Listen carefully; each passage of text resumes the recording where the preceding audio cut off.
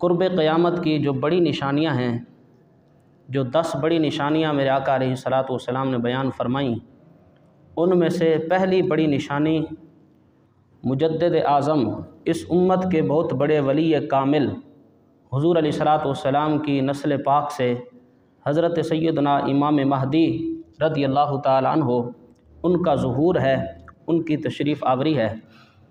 आज हम उन्हीं के मुताल्लिक़ कुछ बातें आपके सामने रखेंगे कि इमाम महदी रज़ियल्लाहु ताला अन्हु, उनका ज़ुहूर कैसे होगा और वो दुनिया में किस माहौल में तशरीफ़ लाएंगे और उनके आने का मकसद क्या होगा और उनकी निशानियां क्या हैं। अहादीस के अंदर वाज़े तौर पर इमाम महदी रज़ियल्लाहु ताला अन्हु के मुताल्लिक़ मेरे आका अलैहिस्सलातु वस्सलाम ने बहुत कुछ बयान फरमाया। सैकड़ों की तादाद में अहादीस इमाम महदी के मुताल्लिक़ कुतुब अहादीस के अंदर मौजूद हैं, सिहा सित्ता में मौजूद हैं। सुनन अबी दाऊद के अंदर, सुनन इब्न माजा के अंदर पूरे बाब मौजूद हैं हज़रत इमाम महदी के नाम पर, जिनके तहत कई अहादीस इमाम महदी के तारुफ़ में मौजूद हैं, जो नबी अकरम अलैहिस्सलातु वस्सलाम के इरशादात हैं और हुज़ूर अलैहिस्सलातु वस्सलाम ने बयान फरमाई हैं। और इसी तरह इमाम महदी के ज़ुहूर का इक़रार, इनको मानना, ये 14 सदियों से उम्मत का इस पर इजमा है कि क़ुर्ब क़यामत एक हस्ती, एक शख्सियत ऐसी तशरीफ़ लाएगी जो पूरी रूए ज़मीन पर अदल व इंसाफ के साथ दीन मुहम्मदी को कायम करेगी। इस पर ईमान ज़रूरी है, इसलिए कि इमाम महदी के मुताल्लिक़ जो अहादीस हैं, जो रिवायात हैं, वो हद तवातुर तक पहुँची हुई हैं। यानी इतनी कसरत के साथ अहादीस कुतुब के अंदर आई हैं जिनका इनकार करना मुमकिन नहीं। तो बुनियादी चीज़ आप ये जहन में रखें कि इमाम महदी का ज़ुहूर, उनका तशरीफ़ लाना और उसके बाद उनका सल्तनत को संभालना और पूरी रूए ज़मीन पर खिलाफत अला मिनहाजिन नबुव्वा, वो खिलाफत जिस तरह हज़रत सिद्दीक़ अकबर ने की, हज़रत उमर बिन ख़त्ताब ने की, हज़रत उस्मान गनी ने की, हुज़ूर अलैहिस्सलाम के तरीक़े के मुताबिक पूरी रूए ज़मीन पर आलमगीर एक खिलाफत को कायम करना, ये हज़रत इमाम महदी रज़ियल्लाहु ताला अन्हु के बुनियादी मनसबों में से एक मनसब है, उनके ज़ुहूर का ये मकसद है। इसी तरह इमाम महदी जब तशरीफ़ लाएंगे तो उससे पहले अहादीस के अंदर हुज़ूर पाक अलैहिस्सलातु वस्सलाम ने कुछ निशानियां बयान फरमाई हैं कि उनके आने से पहले ये निशानियां वाज़े होंगी। कुछ निशानियां सहाबा ने बयान की, ताबईन ने बयान की, यानी अहादीस मौकूफ़ा भी मौजूद हैं, अहादीस मरफ़ूआ भी मौजूद हैं कि इमाम महदी के आने से पहले ये जो फ़ुरात है, नहर फ़ुरात, इसका खुश्क हो जाना, नहर फ़ुरात खुश्क हो जाएगी और उससे एक सोने का पहाड़ ज़ाहिर होगा। और उसके बाद उस वक्त 3 शहज़ादे मौजूद होंगे, अरब रियासतों में से 3 शहज़ादे होंगे। अब वो उस सोने के पहाड़ पर अपने दिल में ये ख्वाहिश करेंगे कि मैं इन दो, हर शख्स ये चाहेगा कि मैं इन 2 को मार दूं, ये सोने का पहाड़ का मैं अकेला मालिक बन जाऊं। ये एक निशानी है। शहज़ादे 3 मौजूद होंगे, बज़ाहिर आपस में मुत्तफ़िक होंगे, लेकिन अंदर से हर शहज़ादे के दिल में ये बात होगी कि मैं इन 2 को मारकर खुद इस सारे पहाड़ का, इस इतनी बड़ी मालो दौलत का मैं मालिक बन जाऊं। एक ये निशानी होगी। और दूसरी निशानी कि इमाम महदी के ज़ुहूर से पहले चांद गिरहन और सूरज गिरहन होगा, और चांद गिरहन और सूरज गिरहन एक ही महीने में होगा, जो कभी भी नहीं हुआ होगा। और माहिर फल्कियात बताते हैं कि ऐसा मुमकिन ही नहीं कि एक ही महीने में सूरज गिरहन भी हो और चांद गिरहन भी हो। लेकिन इमाम महदी के आने से पहले ये एक निशानी वाज़े होगी कि रमज़ान अल मुबारक की पहली तारीख, पहली रात होगी, रात को चांद गिरहन लगेगा और यकम रमज़ान अल मुबारक अगले ही दिन सूरज को गिरहन लगेगा। ये बहुत बड़ी निशानी होगी। उस वक्त के साइंसदान, उस वक्त के माहिर फल्कियात अपने सर पकड़कर बैठ जाएंगे कि ये ऐसा मुमकिन ही नहीं, ये कैसे हो गया, ये अल्लाह की कुदरतों में से कुदरत होगी। अल्लाह बताएगा कि जहां तुम्हारी अक्लें ठहर जाती हैं, अल्लाह की कुदरत उससे भी आगे है। तो एक निशानी ये जाहिर होगी कि रात को चांद गिरहन होगा, अगले दिन सूरज गिरहन होगा, और लोग हैरान और अफरा तफरी में होंगे कि ये क्या हो गया। और इसी तरह इमाम महदी के ज़ुहूर से पहले की निशानियों में से एक निशानी ये भी है कि रमज़ानुल मुबारक में ये निशानी जाहिर होगी। उसके बाद 3 महीनों के बाद हज आता है। वो जो हज आएगा उस हज में बहुत बड़ी जंग होगी, खून रेजी होगी, और मिना की जो वादी है, जो जमरात हैं जहाँ पर शयातीन को कंकर मारे जाते हैं, वहाँ पर इतनी खून रेजी होगी कि वो जो जमरा जिसको कंकर मारे जाते हैं उससे खून टपकेगा, हज़ारों की तादाद में लोग कत्ल होंगे। और वजह वही होगी जो मैंने पहले बयान की कि वो मालो दौलत पर लड़ पड़ेंगे। वो जो 3 शहजादे होंगे उनकी अब आपस में जंग होगी, ये हाजी लड़ेंगे। अरब के अंदर ये सारे मामलात होने हैं। और हदीस पाक के अंदर आया, मेरे आका अलैहिस्सलातु वस्सलाम ने इरशाद फरमाया कि एक खलीफा की वफ़ात के बाद इमाम महदी का ज़ुहूर होना है, और उम्मत उस वक्त उम्मत का आपस में शदीद इख्तिलाफ होगा, और वक्त का जो खलीफा होगा, वक्त का जो बादशाह होगा, अरब का बादशाह, उसका जब विसाल होगा उस वक्त लोग आपस में लड़ पड़ेंगे कि बादशाह कौन बने। इसलिए कि हर शख्स के जहन में वो सोने का पहाड़ होगा कि जो वक्त का खलीफा, वक्त का बादशाह बनेगा, उसके पास इतना बड़ा माल आना है। अब लोग आपस में जब लड़ पड़ेंगे उसके बाद इमाम महदी का ज़ुहूर होना है। ये चंद निशानियां मैंने आपके सामने बयान की हैं। इसके अलावा और भी निशानियां हैं इमाम महदी के ज़ुहूर की।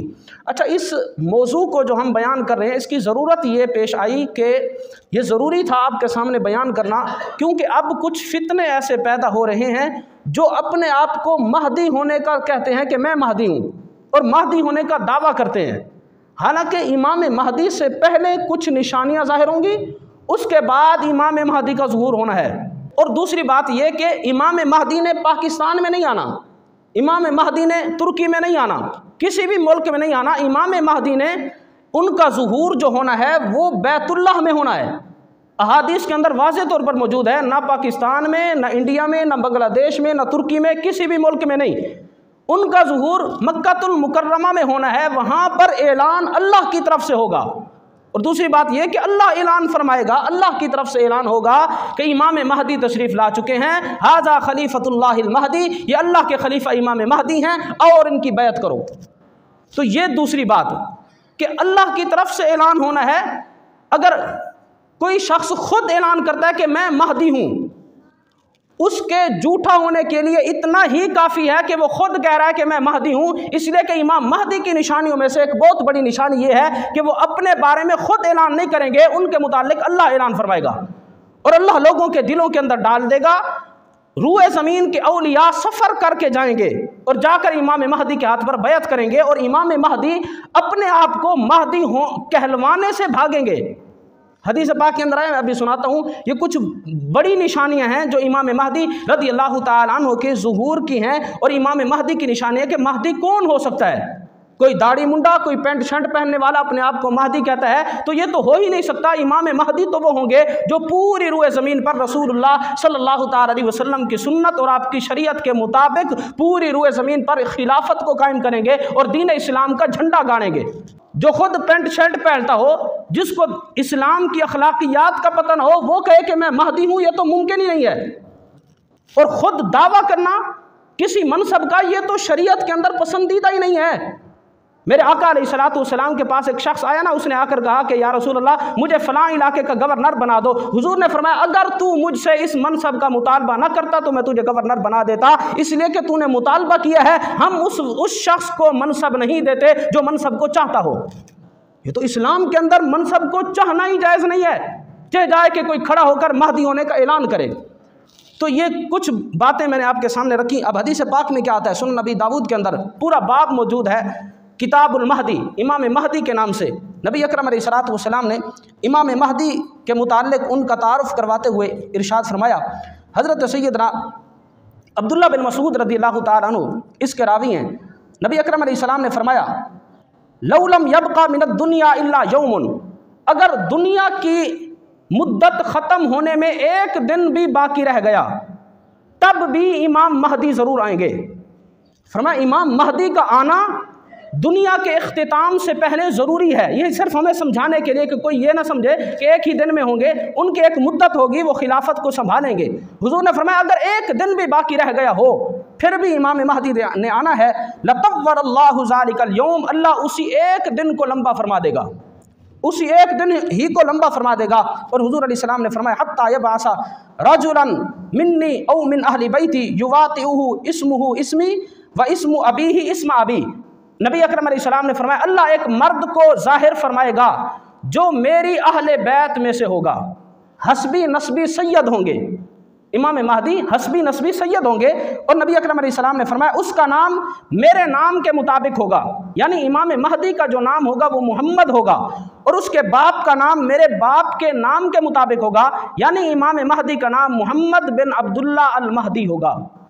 ये हुजूर अलैहिस्सलाम ने इमाम महदी के ज़ुहूर से पहले, आज से 1400-1500 साल पहले उनकी निशानियां बता दी हैं ताकि उम्मत किसी फितने के अंदर मुब्तला ना हो। फरमाया उन्होंने आना है, क़यामत से पहले आना है, उनकी निशानियां ये होंगी। और उसके बाद मेरे आका अलैहिस्सलाम ने फरमाया यमलउल अर्द क़िस्तन व अदलन कमा मुलियत ज़ुल्मन व जौरा, इमाम महदी आकर पूरी रूए ज़मीन को अदल व इंसाफ से भर देंगे। उससे पहले ज़मीन के अंदर जुल्म व सितम होगा, जैसे जुल्म व सितम से ज़मीन भरी हुई होगी, ज़मीन से जुल्म व सितम को ख़त्म करके पूरी रूए ज़मीन को अदल व इंसाफ के साथ भर देंगे। ये इमाम महदी रज़ियल्लाहु ताला अन्हु की बहुत बड़ी निशानी है कि आकर पूरी रूए ज़मीन पर दीन इस्लाम के मुताबिक एक खिलाफत, एक सल्तनत को कायम फरमाएंगे। इसी तरह मेरे आका अलैहिस्सलातु वस्सलाम ने, हज़रत उम्मे सलमा की रिवायत है, हुज़ूर अलैहिस्सलातु वस्सलाम ने एक और निशानी बयान करते हुए फरमाया, हज़रत उम्मे सलमा फरमाती हैं समीअतु रसूलुल्लाह सल्लल्लाहु अलैहि वसल्लम यक़ूलु अल महदिय्यु मिन इत्रती मिन वुल्दि फ़ातिमा। हुज़ूर अलैहिस्सलाम ने फरमाया कि महदी मेरी आल से होंगे और हज़रत फ़ातिमा ज़हरा की नस्ल से होंगे। हुजूर की आल है और हज़रत सैयदा फ़ातिमा ज़हरा की नस्ल है, उनका नाम मोहम्मद है, उनके बाप का नाम अब्दुल्ला है। हुजूर अलैहिस्सलातु वस्सलाम ने पूरी निशानियां बता दी हैं कि क़ुर्ब क़यामत एक शख्स ने, एक शख्सियत ने ज़ुहूर पजीर होना है, आना है दुनिया के अंदर, उसकी ये निशानियां होगी। एक और निशानी हुजूर ने उनका हुलिया भी बयान किया।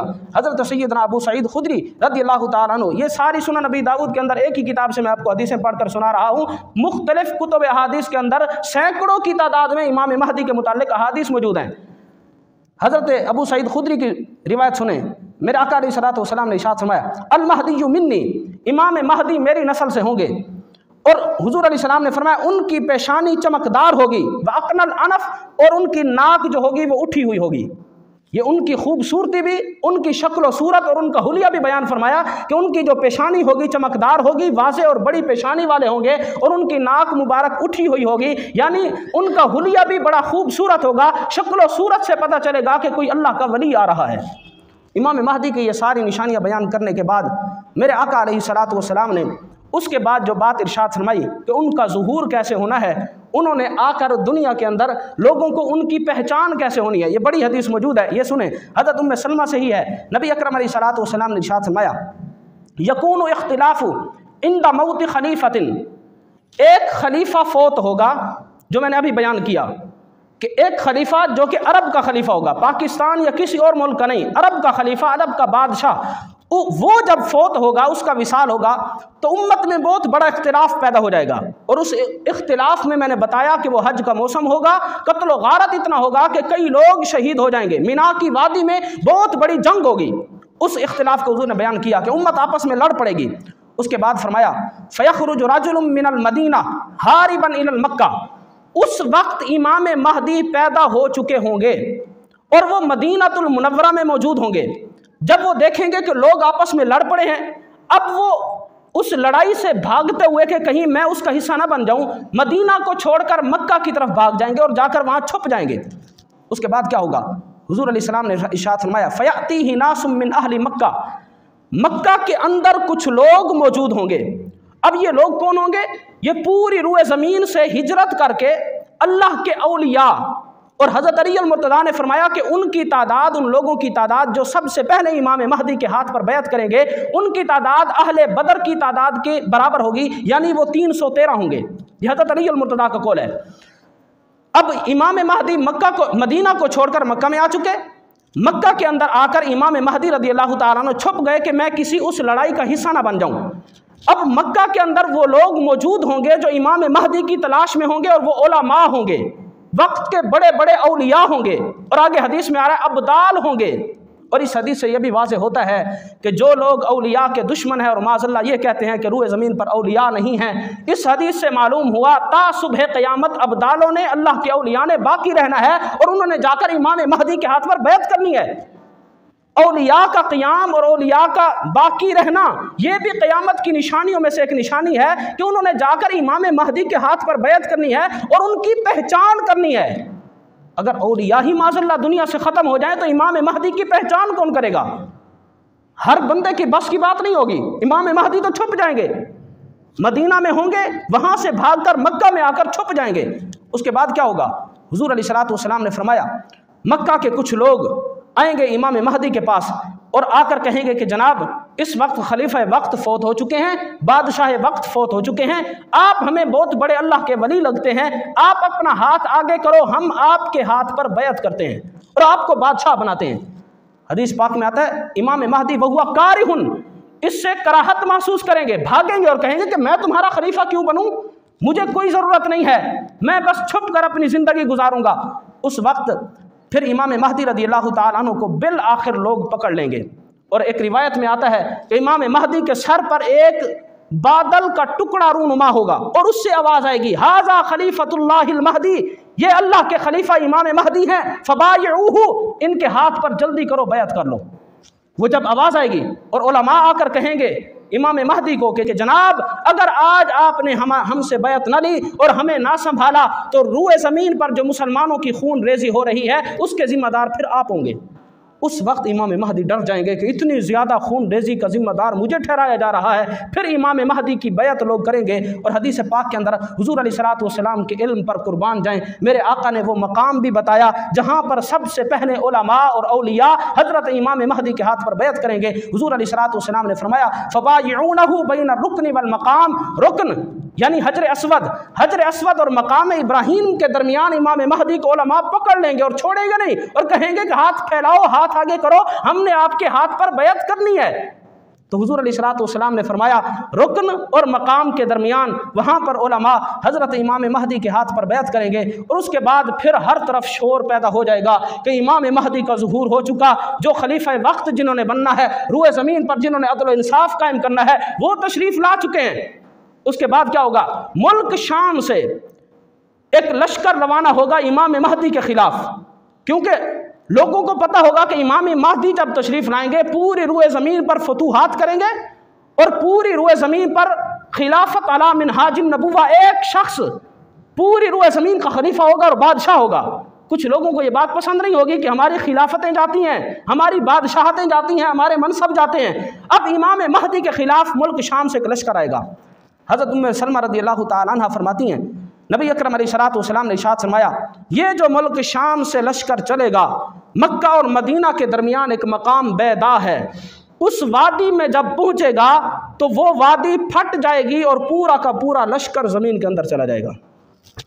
अब ये बहुत बड़ी निशानी पैदा होगी इमाम महदी के ज़ुहूर की कि मक्कातुल मुकर्रमा और मदीनातुल मुनव्वरा के दरमियान खस्फ होना है, ज़मीन का फट जाना और पूरे लश्कर का, वो लश्कर जो इमाम महदी के खिलाफ निकलेगा उसका ज़मीन के अंदर धंस जाना, ये भी क़यामत की बड़ी निशानियों में से एक निशानी है।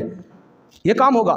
उसके बाद हुज़ूर अलैहिस्सलातु वस्सलाम ने इरशाद फरमाया अब तो मज़ीद शोर पैदा हो जाएगा, रूए ज़मीन के ऊपर जो औलिया होंगे, जो सुलहा होंगे, हुज़ूर की उम्मत के नेकोकार लोग होंगे, बड़े खुश हो जाएंगे कि हमें संभालने वाले इमाम महदी तशरीफ़ ला चुके हैं। मेरे आका अलैहिस्सलातु वस्सलाम ने इरशाद फरमाया फ़इज़ा अन्नासु ज़ालिका, जब लोग इस निशानी को देखेंगे कि बैदा की ज़मीन फट गई और मुल्क शाम का लश्कर ज़मीन के अंदर धंस गया, अल्लाह ने उनको इबरतनाक शिकस्त दी है, उसके बाद क्या होगा? अताहु अब्दालुश शाम, ये हदीस में अब्दालों का जिक्र है। मेरे आका ने फरमाया उसके बाद फिर मुल्क शाम के अब्दाल मुल्क शाम को छोड़कर निकलेंगे कि चलो मक्का की सरजमीन पर इमाम महदी तशरीफ ला चुके हैं। अताहु अब्दाल शाम, शाम के अब्दाल आएंगे।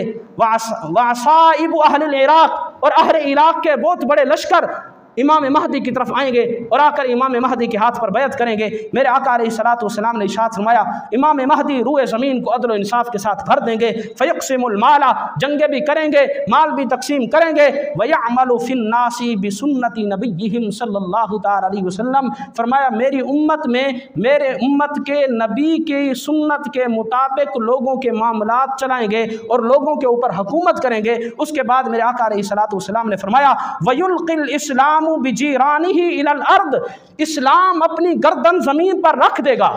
यानी उस वक्त इस्लाम के उरूज का वक्त होगा, पूरी रुए ज़मीन पर इस्लाम फैल जाएगा और इस्लाम को अल्लाह फैला देगा। उसके बाद मेरे आका अलैहिस्सलातु वस्सलाम ने इरशाद फरमाया, 7 साल ज़मीन पर इमाम महदी गुजारेंगे।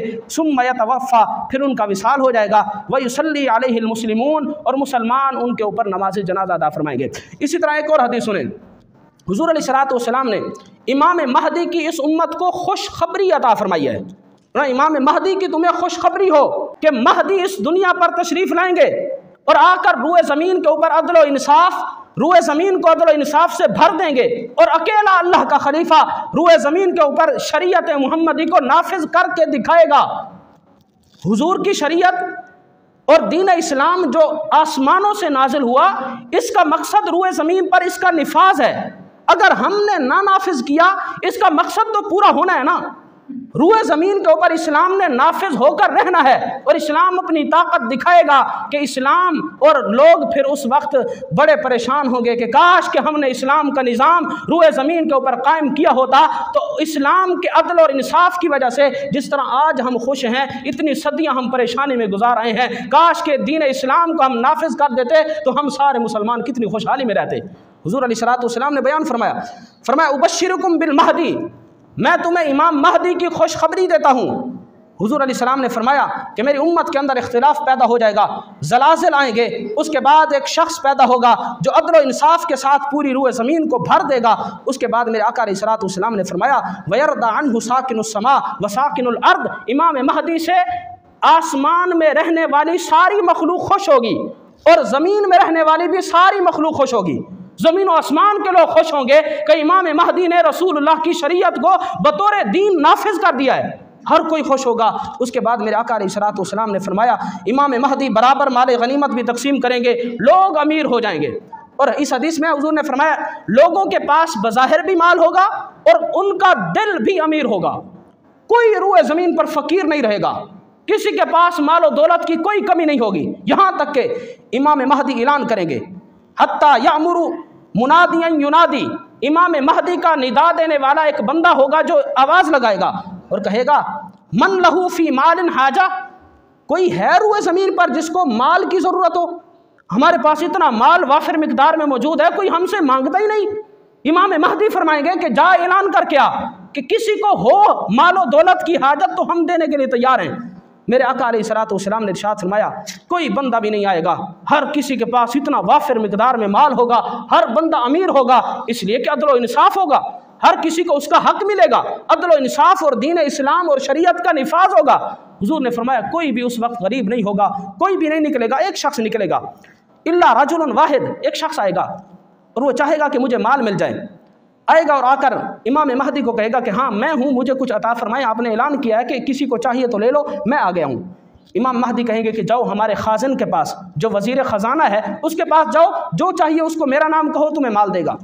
अब वो जाएगा और जाकर कहेगा कि इमाम महदी ने हुक्म दिया है कि मुझे कुछ माल दो।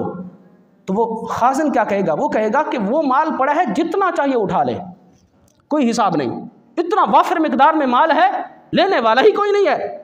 तो मेरे आका ने फरमाया कि इमाम महदी का खाजिन कहेगा वो पड़ा है माल, जो चाहिए उठा ले। अब वो शख्स जाएगा और जाकर क्या करेगा, अपने कपड़े भर लेगा मालो दौलत से, सोना चांदी पैसे हर चीज़ से अपने कपड़े और जो कुछ उससे हो सकेगा वो उठा लेगा। लेकिन जब उठाकर चलने लगेगा उसको शर्मिंदगी होगी, वो कहेगा कि क्या जितना लोगों को मिला है क्या मुझे इतना नहीं मिला।